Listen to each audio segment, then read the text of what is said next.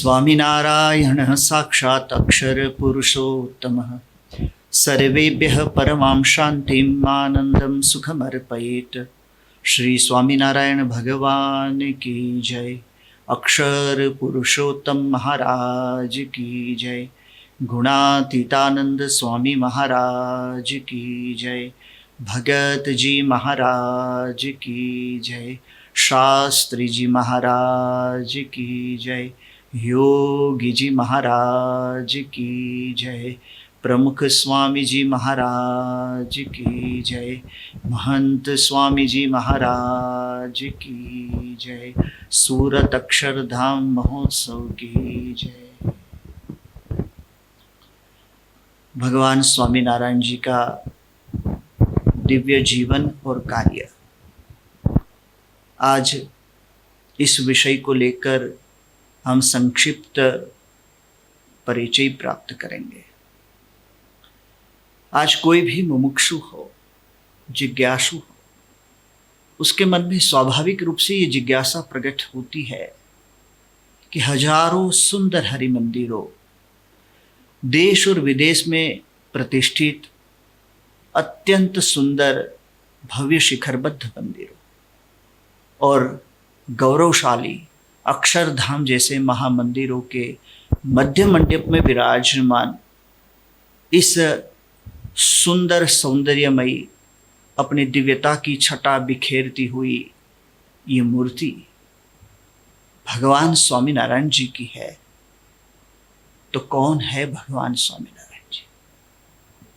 आज प्रातःकाल उठते ही लाखों श्रद्धालुओं अपने परम इष्ट देव मानकर जिनकी आराधना करते हैं, उपासना करते हैं, भक्ति करते हैं, उनका स्मरण करते हैं। कौन है वो भगवान स्वामीनारायण जी? आज विश्व भर में जिनके मुद्राकर्षण से आकर्षित होकर, जिनके तत्वदर्शन से आकर्षित होकर, जिनके सदाचार और नीतिमयी उपदेशों से आकर्षित होकर, शुद्ध संप्रदाय जानकर लाखों मुमुक्षु जिस संप्रदाय के आश्रित बनने के लिए लालायित रहते हैं, कौन है इस दिव्य संप्रदाय के संस्थापक भगवान स्वामीनारायण जी? आइए आज उनका संक्षिप्त में हम परिचय प्राप्त करें। प्रागट्य हुआ था उनका भारत की पवित्र उत्तर धरा पर, उत्तर प्रदेश में अयोध्या से सरयू पार एक सुंदर मनोरमा नदी है। उस मनोरमा नदी से उत्तरी तट पर सुंदर नारायण सरोवर है। उस नारायण सरोवर के तट पर अत्यंत रमणीय मनोरम छोटा सा सुंदर गांव छपैया में दिव्य पिता का नाम धर्मदेव, धर्म का मूर्तिमंत वो स्वरूप थे। ज्ञान का दिव्य आलोक उनके स्वरूप में था। और इटार के महाराजा के राजपुरोहित थे। काशी के राजा जब प्रतिवर्ष विद्वत संगोष्ठी का आयोजन करते थे तो उसमें धर्मदेव को मध्यस्थी के रूप में, निर्णायक के रूप में प्रतिष्ठित करते थे। ऐसी तो उनकी कीर्ति थी। धर्म का मूर्तिमंत स्वरूप थे। दिव्य माता का नाम था भक्ति माता। वास्तव में वो भक्तिमती थी, प्रेमवती थी। और इस दिव्य माता के कोख से भगवान स्वयं परब्रह्म परात्पर पुरुषोत्तम प्रकट हुए। छपैया धन्य हुआ। अपनी अनेक दिव्य बाल लीलाओं से जिन्होंने भक्तों के मन को आह्लादित किया, साक्षात भगवान के सानिध्य का, सामीप्य का अलौकिक लाभ वो भक्तों को मिला। वो भक्तों नहीं, मुक्तों थे जो भगवान के साथ इस धरातल पर पधारे थे। छपैया में अनेकों बाल लीला भगवान ने की। उनका बाल्यकाल बहुत आनंदमय था। भगवान की रुचि ही मंदिरों में दर्शन करने की थी, भगवत कथा सुनने की थी। नित्य सरयू में स्नान करने जाते थे जब वो अयोध्या पधारे तब। और अनेकों लीलाओं से उन्होंने बाल सखाओं को आनंदित किया, माता पिता को दिव्य सुख प्रदान किया। जो जो मुमुक्षु उनके सानिध्य में आए वो सभी को भगवान के साक्षात्कार का अनुभव हुआ। छपैया की मीन सरोवर की एक सुंदर घटना है। भगवान बाल प्रभु घनश्याम, जो स्वामी नारायण के नाम से प्रसिद्ध हुए, अपने बाल सखाओं के साथ मीन सरोवर में स्नान करने गए और उस समय एक मछुआरा झाल में मछलियों को पकड़ रहा था। भगवान का हृदय करुणा से द्रवित हो गया। पूरे विश्व को अहिंसा का एक अद्भुत संदेश उन्होंने छपैया के मीन सरोवर से उस समय दिया। भगवान का हृदय द्रवित हो गया। उन्होंने मछुआरा को समझाया, अहिंसा की महिमा कही और हिंसा पाप है, उस पाप का फल का साक्षात्कार कराया। ऐसा चमत्कार दिखाया कि मृत मछलियां सजीवन होकर सरोवर में कूद पड़ी। सभी ने आश्चर्यचकित भाव से ये चमत्कार का साक्षात दर्शन किया। परंतु भगवान के मन उससे भी बड़ा चमत्कार ये था कि एक मछुआरे का मन परिवर्तित हुआ, जीवन परिवर्तित हुआ।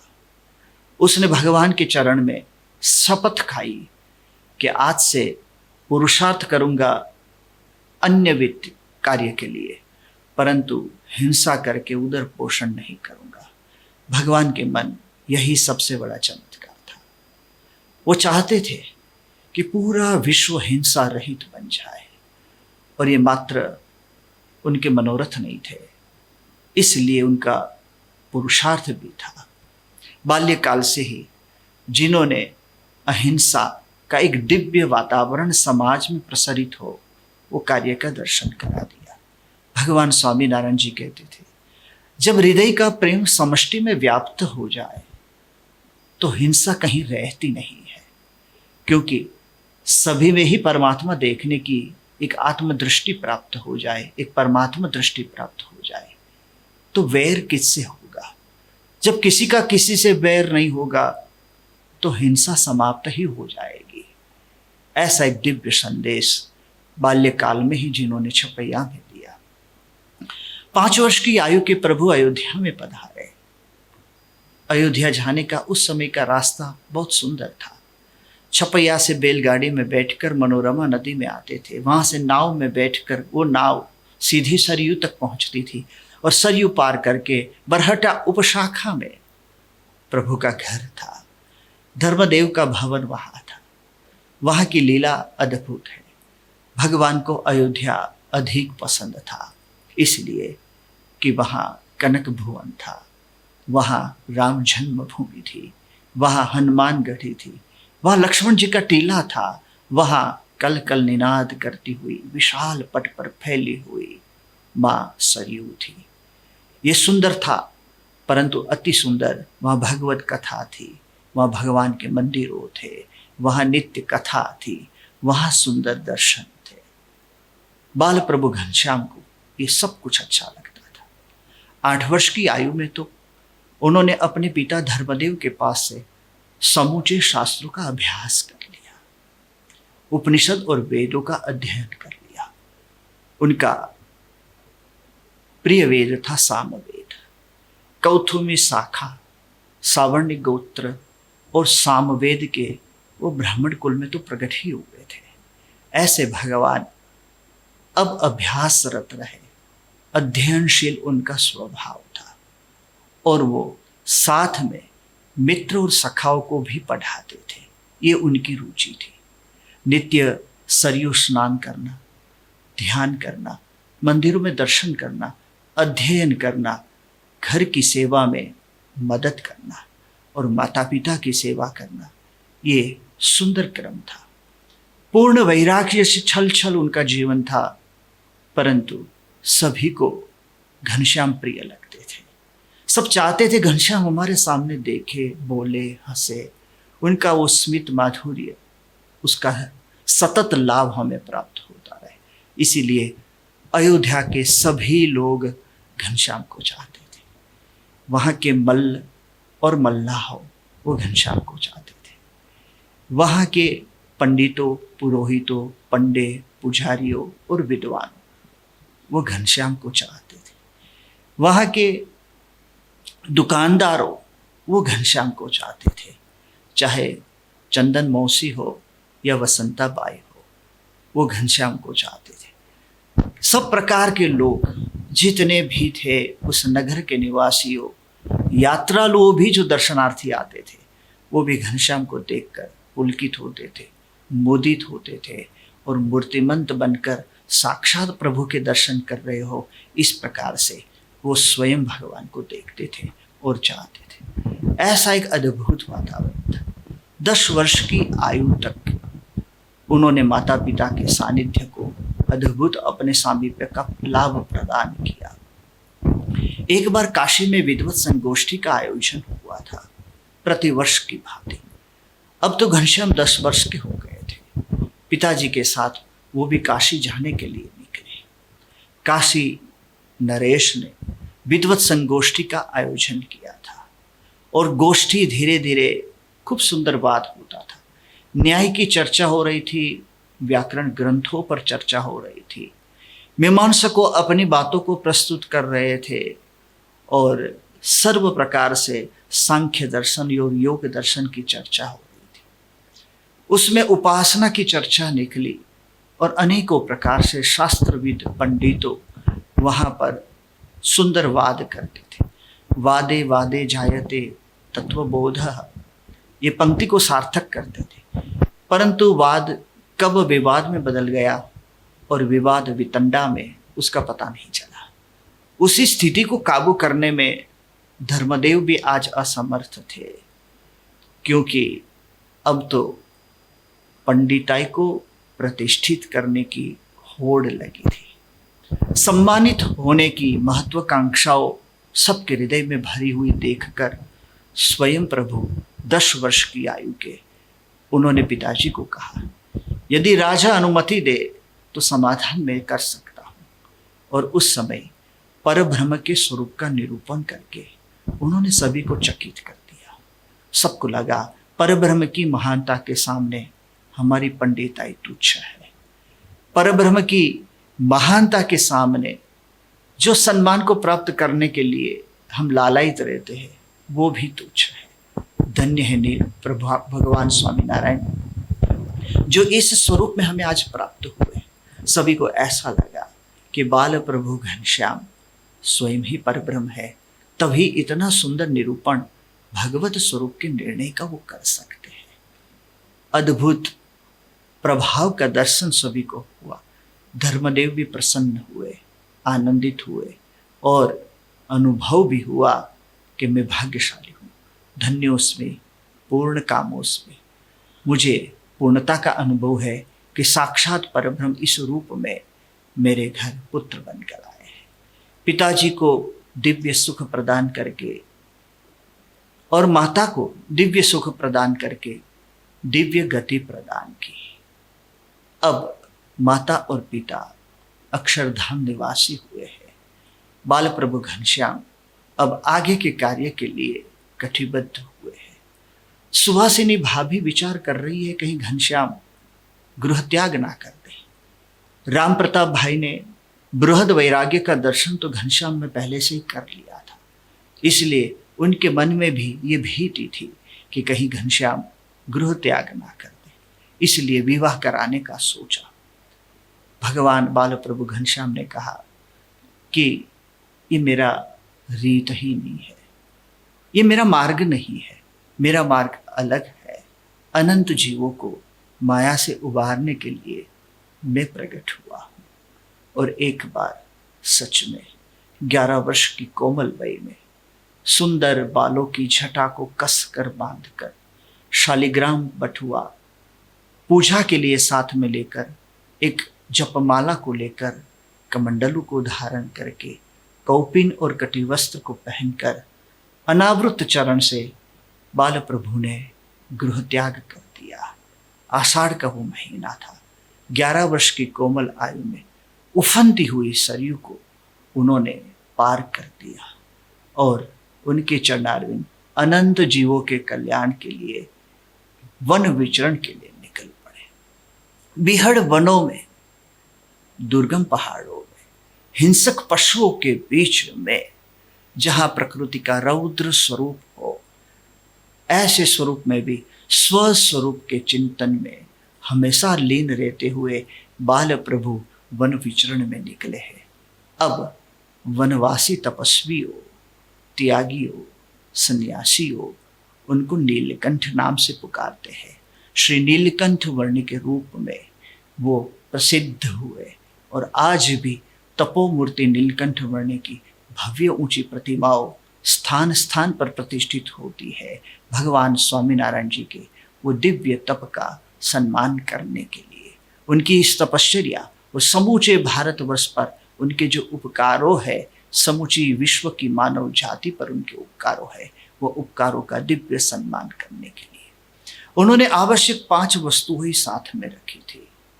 शालिग्राम, जपमाला, कमंडलू, एक आसन जिस पर वो बैठ सके और एक स्वयं अपने हाथों से लिखा हुआ समग्र शास्त्र के ज्ञान के सूत्रों को स्वयं ने लिखे हुए गुटका।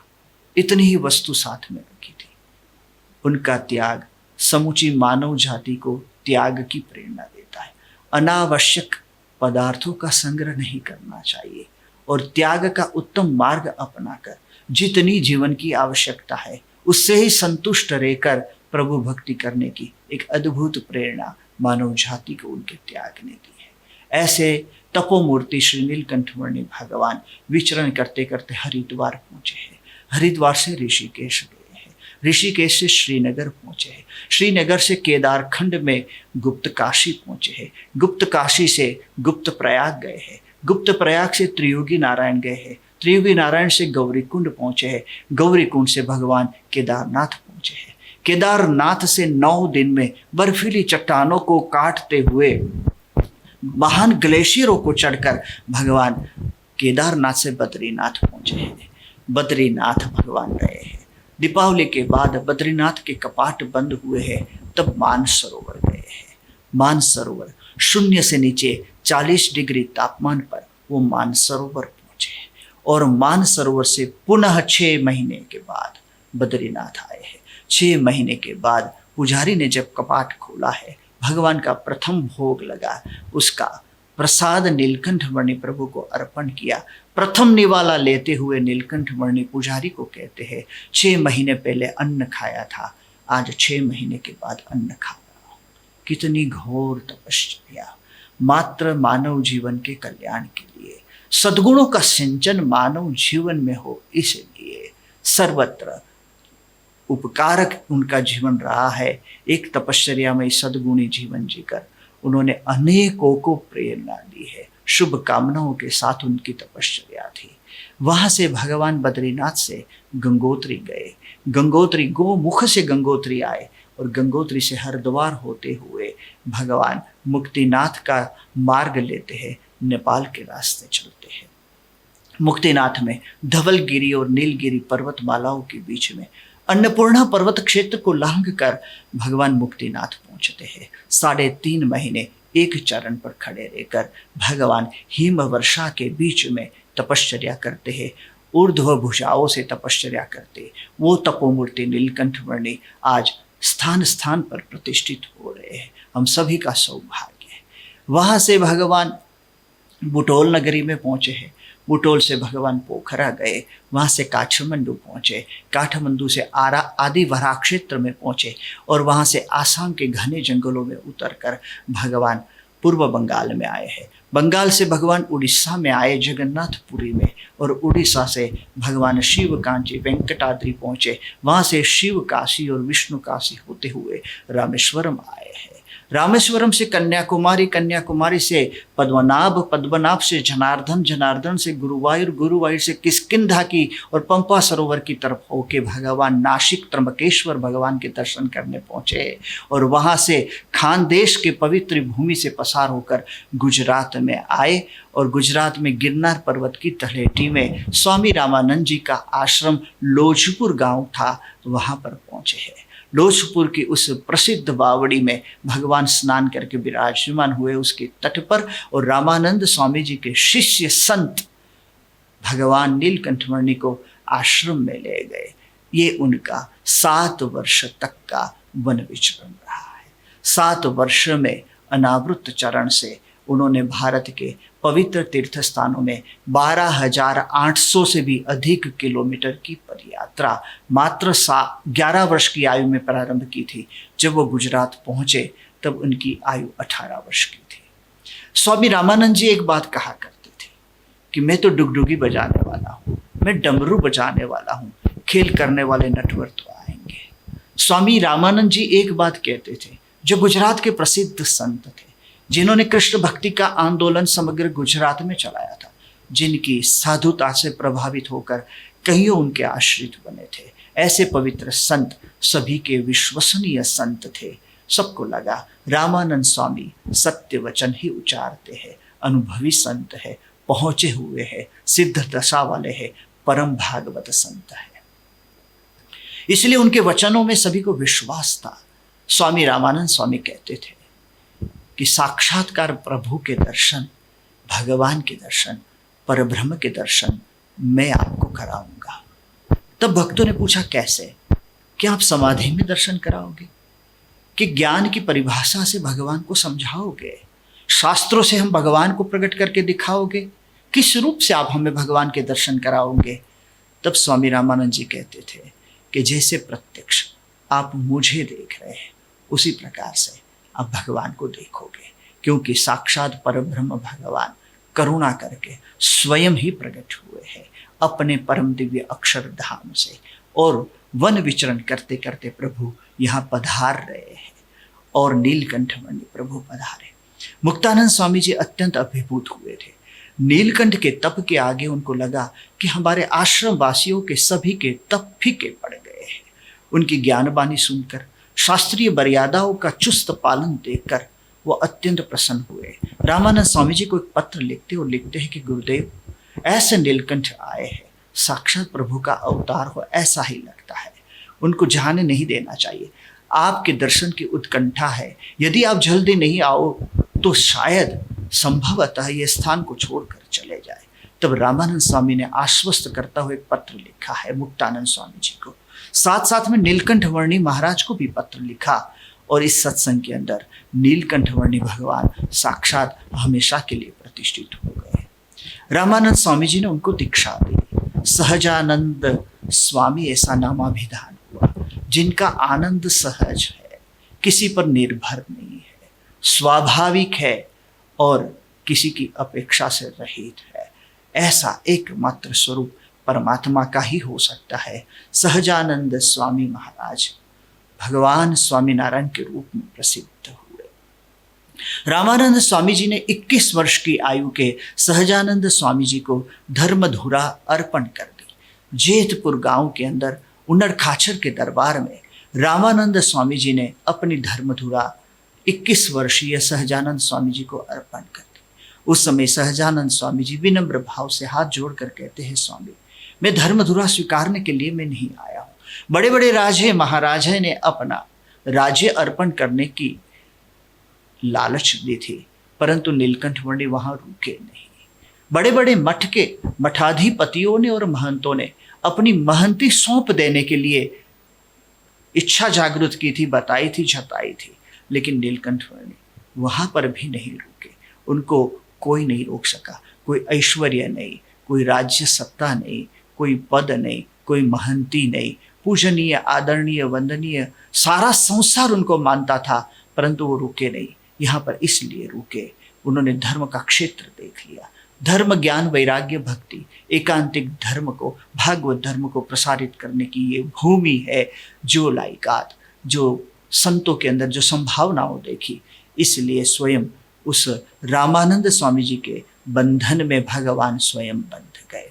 परंतु उन्होंने इस अवसर पर कहा कि यदि आप मुझे 2 वरदान दे तो ही मैं ये धर्मधुरा स्वीकार कर सकता हूँ। उस अवसर पर रामानंद स्वामी ने कहा, आप स्वयं ही कृपा करके वरदान के रूप में प्रकट हुए हैं। अब सत्य संकल्प है, अब जो भी संकल्प करेंगे पूर्ण होंगे। मैं आपको कौन सा वरदान दे सकता हूं, परंतु फिर भी आप मांगिए। तब इस संसार का अत्यंत विरल वरदान, एक नहीं 2 वरदान समूची मानव जाति के लिए भगवान स्वामीनारायण जी ने मांगा। उन्होंने रामानंद स्वामी जी को कहा, इस सत्संग का आश्रित भक्त यदि उसके प्रारब्ध में एक बिच्छू डंक की पीड़ा लिखी हो, तो मेरे रोम रोम में बिच्छू डंक की पीड़ा हो, प्रत्येक रोम छिद्र में बिच्छू डंक की पीड़ा हो, परंतु वो आश्रित भक्त को वो दुख ना हो। दूसरा वरदान मांगा, यदि आश्रित भक्त के प्रारब्ध में भिक्षा पात्र लिखा हो, भिक्षान पर निर्वाह करना लिखा हो, तो वो भिक्षा पात्र मुझे मिले, परंतु आश्रित भक्त अन्न वस्त्र और प्रतिष्ठा से हमेशा के लिए सुखी रहे। रामानंद स्वामी स्वयं हृदय से बोल उठे, अद्भुत वरदान। इस संसार में आज तक किसी ने किसी के दुख को स्वयं अपने पर ले लेना और एक नहीं लाख गुना बनाकर ले लेना, ऐसा किसी ने आज तक किया नहीं है। धन्य है भगवान, आपकी करुणा को धन्य है। भगवान के सिवा दूसरा कौन ऐसा उपकारक और करुणामय हो सकता है। दयालुता का अपार दर्शन भगवान स्वामीनारायण जी ने कराया है। भक्त वत्सल भगवान स्वामीनारायण जी ने रामानंद स्वामी जी की सानिध्य में अपना उपदेश सभी को दिया। स्त्री साधु की मर्यादा और स्त्री पुरुष की मर्यादा को प्रतिष्ठित किया। संसार को एक नई दिशा दी, अध्यात्म को एक नई चेतना दी, धर्म की जो टूटी हुई जो बाड़े थी वो उन्होंने संवारी। अद्भुत कार्य उन्होंने इस प्रकार से किया। रामानंद स्वामी जी अंतर्धान हुए और भगवान स्वामीनारायण जी ने उनके 14वें दिन के बाद स्वामीनारायण महामंत्र दिया। समग्र वेदों का सार, उपनिषदों का निचोड़, समग्र शास्त्र का निचोड़ उन्होंने षडक्षरी महामंत्र में दिया। स्वामी नारायण स्वामी नारायण स्वामी नारायण महामंत्र की गूंज उठी और जिन्होंने ये गूंज सुनी उनके हृदय के अंदर आत्मा का प्रकाश दिखा। उस आत्मा प्रकाश में उन्होंने साक्षात परब्रह्म परमात्मा का दर्शन किया और वो परमात्मा दूसरे और कोई नहीं, जो सन्मुख विराजमान थे सहजानंद स्वामी जी, उनको ही उन्होंने अपने हृदय में अनुभूति की, साक्षात्कार रूप से दर्शन किए, अनुभूति हो गई। स्वामी नारायण साक्षात परमेश्वर है। ये सहजानंद स्वामी ही स्वामी नारायण भगवान है, परब्रह्म पुरुषोत्तम भगवान है। सहजानंद स्वामी जी को अब सभी लोग स्वामी नारायण भगवान के रूप में, अपने इष्ट आराध्य रूप में स्वीकार करने लगे और तभी से प्रत्यक्ष परमात्मा की प्राप्ति का आनंद सबको अनुभूत होने लगा। भगवान स्वामीनारायण जी ने अद्भुत कार्य किए। उस समय उनका प्रथम कार्य ये था कि जो सत्संगी है वो नीतिमान बने, सदाचारी बने, धर्म नियम से युक्त बने, वो कभी चोरी न करे, व्यभिचार न करे, असत्य भाषण न करे। इस प्रकार से धर्म मर्यादा में रहकर वो नित्य सत्संग करे, कुसंग को हमेशा के लिए छोड़े। भगवान स्वामीनारायण जी का ये आग्रह था। नित्य पूजा पाठ से संपन्न वो सत्संगी हो, तिलक चंद्र से शोभायमान उनका ललाट हो, कंठ में 2 लड़ी कंठी हो, हाथ में जपमाला हो, नित्य क्रम व्यवहार का, खेती का, जो भी उनको व्यापार का जिस प्रकार से करना है वो करे, परंतु प्रामाणिकता से करे, नीति से करे, सच्चाई से करे, सदाचारी जीवन बने। ऐसा पवित्र समाज उन्होंने तैयार किया। भगवान स्वामीनारायण जी हमेशा कहा करते थे, यदि कोई भी राष्ट्र का उत्कर्ष कोई चाहता हो तो राष्ट्र का नागरिक जागृत होना चाहिए। यदि वो व्यसनों में चूर होकर, नशे में चूर होकर यदि मूर्छित हुआ हो तो राज्य पतन की तरफ नीचे जाता है। भगवान स्वामीनारायण जी ने निर्मादक समाज तैयार किया। उनके परमहंसों और संतों ने जगह जगह स्थान स्थान पर विचरण, गांव गांव में विचरण करके लोगों को नशा मुक्त किए, समाज को निर्मादक कराया। यदि समाज निर्मादक बनेगा तो ही समाज में जागृति आएगी, तो ही शिक्षा होगी। इसलिए समाज को शिक्षित करने का अभियान भी चला। भगवान स्वामीनारायण जी के विद्वान परमहंसों ने उस समय सभी को ये प्रेरणा दी। भगवान हमेशा कहते थे कि शिक्षा स्त्री और पुरुष दोनों के लिए अनिवार्य है, तत्कालीन समाज के अंदर स्त्री शिक्षा का इतना प्रचलन था नहीं। तब भगवान स्वामीनारायण जी ने गुजरात में स्त्री शिक्षा का प्रारंभ कराया। आपको जानकर आनंद होगा कि जब गुजरात में स्त्री शिक्षा के लिए प्रथम पाठशालाओं बनी, तब उसके शिक्षिकाओं वो स्वामीनारायण भगवान की आश्रित महिलाओं थी। भगवान स्वामीनारायण जी हमेशा कहते थे कि शिक्षा से ही समाज उन्नत बनता है, क्योंकि उनके अंदर आत्मविश्वास बढ़ता है। शिक्षा से उसके अंदर तर्क शक्ति जागृत होती है, एक विवेक दृष्टि उसको प्राप्त होती है और वो सार और असार को समझ सकता है। वो कभी किसी से छला नहीं जा सकता है, कोई उसको भयभीत नहीं कर सकता है और वो निर्भीक बनकर शिक्षा से जीवन में आगे बढ़ सकता है। परंतु भगवान स्वामीनारायण जी ने अपरा के साथ पराविद्या की शिक्षा भी प्राप्त हो, इस प्रकार का दिव्य सत्संग, उसकी स्थापना इस संसार के अंदर की। भगवान स्वामीनारायण जी के 500 परमहंसों की जो दिव्य एक सुंदर समाज तैयार किया था, निर्वेद के पथ को आलोकित करने वाला ये एक ऐसा संत समुदाय था जिनके अंदर निर्लोभ भाव था, निष्काम भाव था, निस्नेह वर्तमान को वो दृढ़ता से पालन करते थे, निर्माणी भाव से वो समाज के अंदर रहते थे और हमेशा के लिए निस्नेही वर्तमान को पालन करके पंच ये व्रतों में दृढ़ ये संत समाज के अंदर एक स्वयं अलंकार और आभूषण बन गए थे। चरित्रवान समाज तैयार करने के लिए ये संतों ने खूब पुरुषार्थ किया है भगवान स्वामीनारायण जी के ये ज्ञान वचनों को लेकर। भगवान स्वामीनारायण जी हमेशा कहते थे कि ये संसार जाति पाति में, छुआछूत में, ये भेदभाव में जो बटा हुआ है, उसको हम सभी को आत्मज्ञान से सिंचित करना पड़ेगा। जब तक सच्चा आत्मज्ञान प्रकट नहीं हो सकता, तब तक समाज के अंदर वहम, अंधश्रद्धा, कुसंगति, उसका नाश होगा नहीं। भगवान स्वामीनारायण जी ने आत्मज्ञान से सामाजिक कुंठाओं को दूर किया है। एक ऐसा प्रकरण बन गया, एक ऐसी घटना घट गई। भगवान स्वामीनारायण जी सौराष्ट्र के सोरठ की तरफ विचरण कर रहे थे और अगत्रे गांव के अंदर भगवान स्वामीनारायण जी विराजमान थे। वहां के एक धोला कुआं में भगवान स्वामीनारायण जी ने स्नान किया। आंबर वृक्ष के नीचे भगवान आसन पर विराजमान थे, भगवान के सेवक को स्नान कर रहे थे और उस समय एक बालक वहां से पसार हो रहा था। भगवान की करुणामयी दृष्टि उस बालक पर पड़ी और भगवान ने उस बालक को बुलाया। वो नजदीक तो आया, लेकिन थोड़ी दूरी पर खड़ा रह गया। भगवान स्वामीनारायण जी ने प्रेम से उसको और निकट बुलाया कि बेटा यहाँ आ, तू नजदीक आके बैठ। तो वो दूर खड़ा खड़ा कहता है, मैं निकट नहीं आ सकता हूँ। बोले क्यों नहीं? तब उसने कहा, मैं आपको छू नहीं सकता हूँ। भगवान समझ गए वो हरिजन का बेटा था, दलित का एक संतान। उसकी कुंठा समाज ने कैसी कर दी थी, छुआछूत का ऐसा समाज के अंदर प्रचलन था। भगवान स्वयं द्रवित हो गए। उसने कहा, बेटा तू निकट आ। पहली बार उसको कोई प्रेम से इतना निकट बुला रहा था। वो भगवान के चरण में बैठा और भगवान स्वामीनारायण जी ने उसके माथे पर प्रेम से हाथ पसारा और कहने लगे, तू बोल, मैं आत्मा हूं। उसको ये बात समझ में नहीं आई। भगवान ने प्रेम से दोहराया, तब वो कहने लगा, मैं आत्मा हूं, मैं आत्मा हूं। तब भगवान स्वामीनारायण जी ने कहा, जाति पाति के ये सभी प्रकार के बंधनों से मुक्त एक दिव्य चैतन्यमयी आत्मा को समाज ने कैसी कुंठा से बांध लिया है, ग्रसित कर लिया है, ताकि उसकी प्रगति रुके। संकीर्णता के इस समाज को भगवान ने आत्मज्ञान देकर कितना विकसित और विस्तारित किया।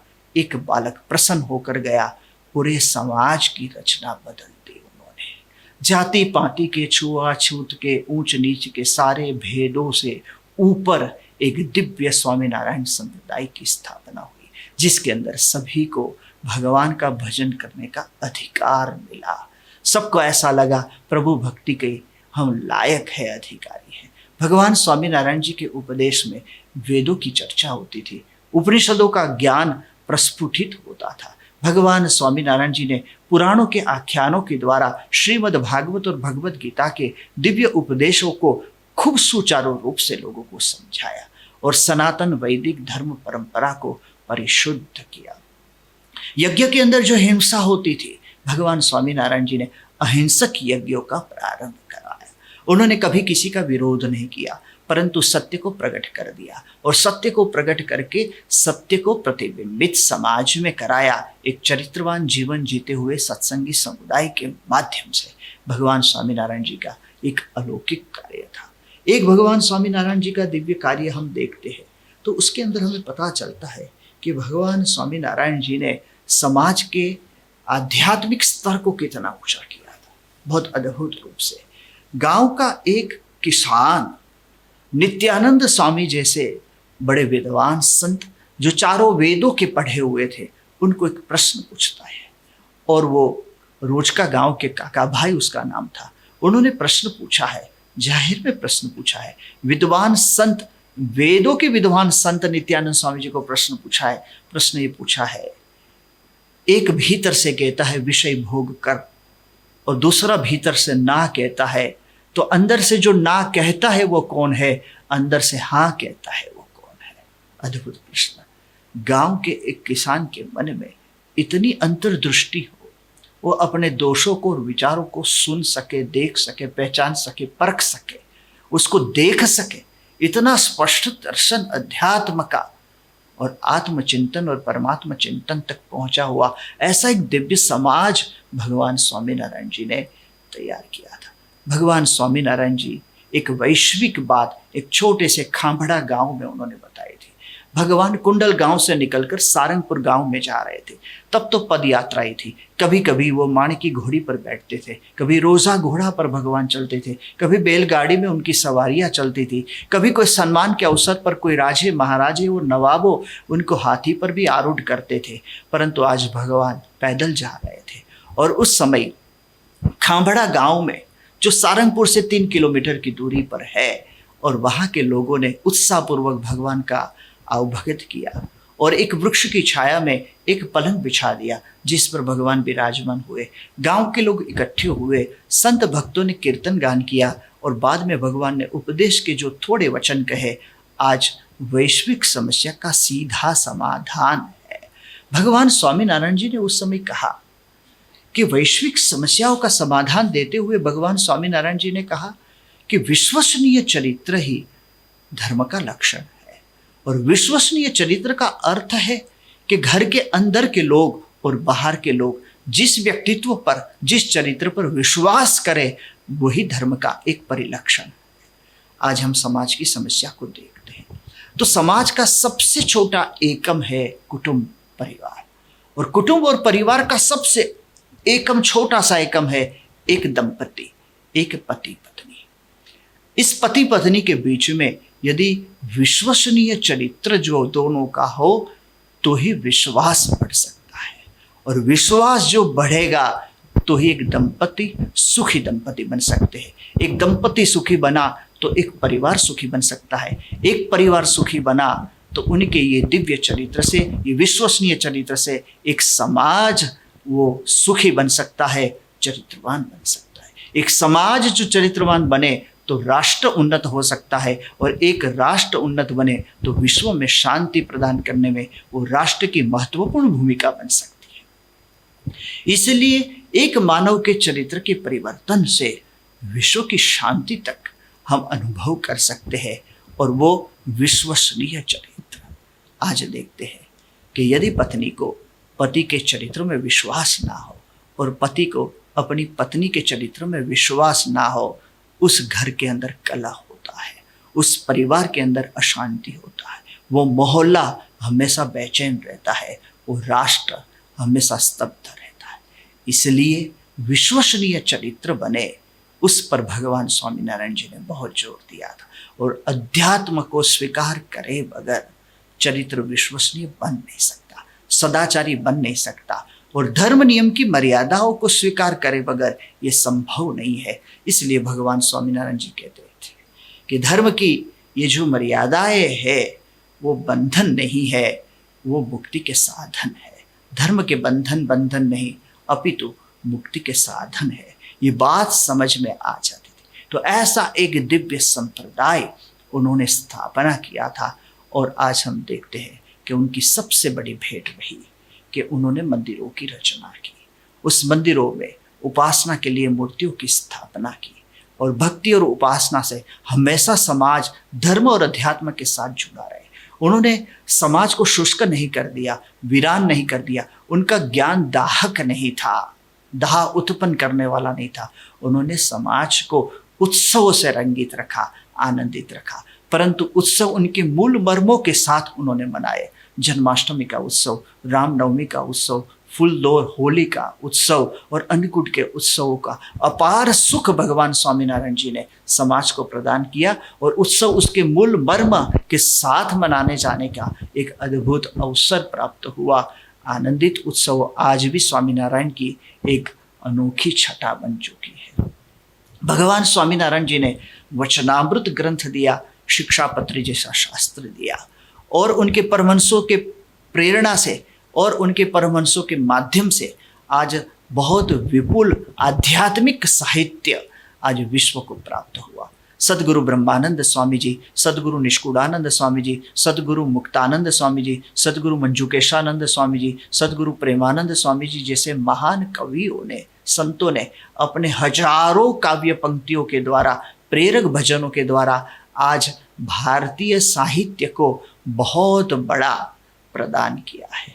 भगवान स्वामीनारायण जी के निजी निकटतम प्रियतम भक्त साक्षात भगवान का अक्षरधाम, अक्षर ब्रह्म गुणातीतानंद स्वामी जी इस धरातल पर प्रकट हुए, भगवान के साथ ही प्रकट हुए। उनकी साधुता ने, उनकी पारदर्शक पवित्र संतता ने समाज को आलोकित किया और एक परम एकांतिक, परम भागवत, गुणातीत सतपुरुष आज समाज को प्राप्त हुए। और भगवान स्वामीनारायण जी ने कहा, मैं मेरे ऐसे गुणातीत संत के द्वारा पृथ्वी पर सदैव प्रकट रहूंगा। अक्षर ब्रह्म गुणातीतानंद स्वामी जी को भगवान स्वामीनारायण जी के साथ अति प्रीतिपूर्वक प्रतिष्ठित करके आज भक्त अक्षर पुरुषोत्तम अर्थात स्वामीनारायण का भजन करते। स्वामी और नारायण, गुणातीतानंद स्वामी अर्थात स्वामी, नारायण अर्थात पर ब्रह्म पुरुषोत्तम भगवान सहजानंद स्वामी। और ये दो नाम जोड़कर स्वामी नारायण महामंत्र भगवान ने दिया। एक गीता में प्रबोधित अक्षर ब्रह्म है, दूसरे भगवत गीता के 15वां अध्याय के पुरुषोत्तम है। अक्षर और पुरुषोत्तम, स्वामी और नारायण, ब्रह्म और पर ब्रह्म का ये सनातन वैदिक ज्ञान है, उसको प्रतिष्ठित किया। भगवान स्वामी नारायण जी के भव्य मंदिरों बने, उत्सवों की स्थापना हुई। वचनामृत ऐसा एक दिव्य ग्रंथ प्राप्त हुआ जिसमें भगवान स्वामीनारायण जी द्वारा प्रबोधित उनकी परावाणी को, अमृत वचनों को परमहंसों ने उस समय संपादित किया है, स्वयं लिख लिए। और आज वो वचनामृत हम सभी का मार्गदर्शन करते हैं, आह्लादित करते हैं। अद्भुत ग्रंथ है। भगवान स्वामीनारायण जी ने समाज की भी अपार सेवा की, ऐसा निर्मल चरित्रवान समाज बनाया। परंतु समाज में जहाँ कहीं पर भी आपदा आई, बाव कुआ बावड़ी की खुदाई करनी हो, उस समय भगवान स्वामीनारायण ने जो कुप्रचलनों समाज के अंदर, जो कुप्रथाओं थी, उसको भी नाबूद कर दिया। बच्ची को दूध पीती करके एक धार्मिक भावना के नीचे और विधान के नीचे उनकी हत्या की जाती थी, वो भी भगवान स्वामीनारायण जी ने बंद कराई।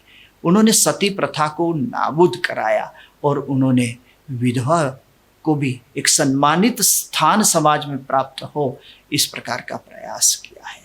भगवान स्वामीनारायण जी ने स्त्री शिक्षा के लिए बहुत बड़ा जोर दिया और उसकी बात मैंने पहले कर दी। ऐसा एक अद्भुत समाज की जहाँ जहाँ पर भी जो उत्कर्ष के लिए कार्य करने थे, भगवान स्वामीनारायण जी ने खूब अपार स्नेह से किए। संत और परमहंसों को समाज की सेवा में उन्होंने उस प्रकार जोड़ दिए थे। ऐसे भगवान स्वामीनारायण जी आज इस संसार के अंदर अपने गुणातीत संत के द्वारा पृथ्वी पर सदैव प्रकट है।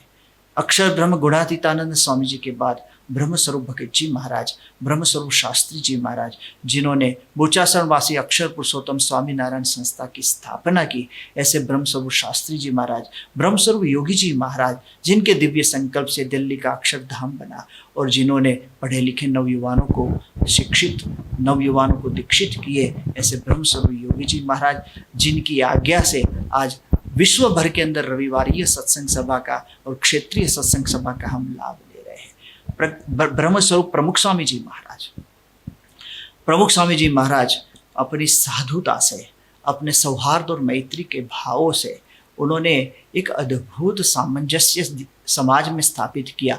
विश्व भर के अंदर महान अक्षरधामों की रचना की, बड़े उत्सवों की रचना की, इंग्लैंड अमेरिका में मंदिरों की रचना की, अफ्रीका खंड में मंदिरों की रचना की, ऑस्ट्रेलिया में मंदिरों की रचना की। प्रमुख स्वामी जी महाराज विश्व वंदनीय महापुरुष के रूप में प्रसिद्ध हुए। डॉक्टर APJ अब्दुल कलाम साहब जैसे महान भारत के विज्ञानी, जिनको हार्दिक रूप से अपने श्रेष्ठ गुरु मानते थे, ऐसे प्रमुख स्वामी जी महाराज और आज प्रगट गुरुदेव महंत स्वामी जी महाराज के द्वारा भगवान स्वामी नारायण जी आज धरातल पर प्रकट है। भगवान सदैव प्रकट है, इसलिए धर्म, नियम, नीति, मर्यादा, लाज सब कुछ प्रकट है।